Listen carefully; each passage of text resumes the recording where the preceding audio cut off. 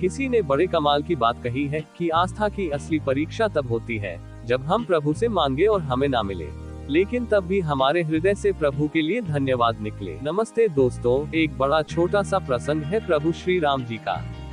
प्रभु श्री राम दरबार लगा हुआ था। हनुमान जी भक्ति में, सेवा में इतने व्यस्त थे कि उन्हें ध्यान नहीं रहा कि प्रभु के जो गुरु जी हैं वशिष्ठ जी वह दरबार में पधारे। उन्होंने सम्मान नहीं किया गुरु वशिष्ठ जी का, और इस बात से गुरु वशिष्ठ क्रोधित हो गए और प्रभु श्री राम के पास गए और जाकर के कहने लगे, राम आपको दंड देना होगा जिसने मेरा अपमान किया।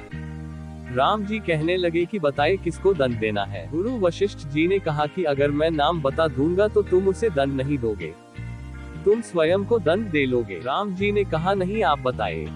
गुरु जी इतने क्रोध में थे कि उन्होंने कहा कि राम तुम्हें उन्हें अमोघ बाण से ही दंड देना होगा जिस अपराधी के बारे में बात हो रही है।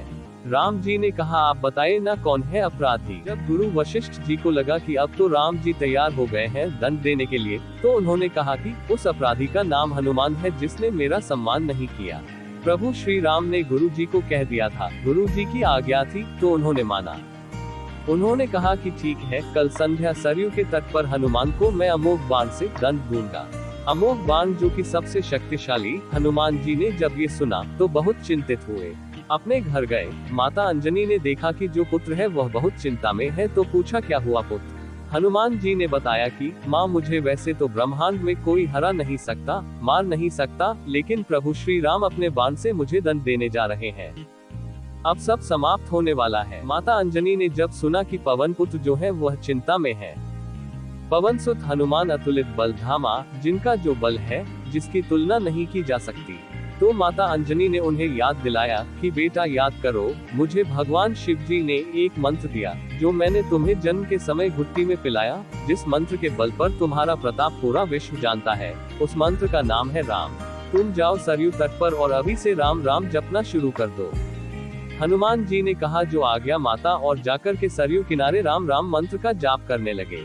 अगली संध्या में प्रभु अपने दरबार के साथ में वहां पधारे और अमोघ बाण से जैसी की बात हुई थी गुरु जी का आदेश था, वह आज्ञा मानने के लिए अमोघ बाण चलाया, लेकिन हनुमान जी पर उसका कोई असर नहीं हुआ।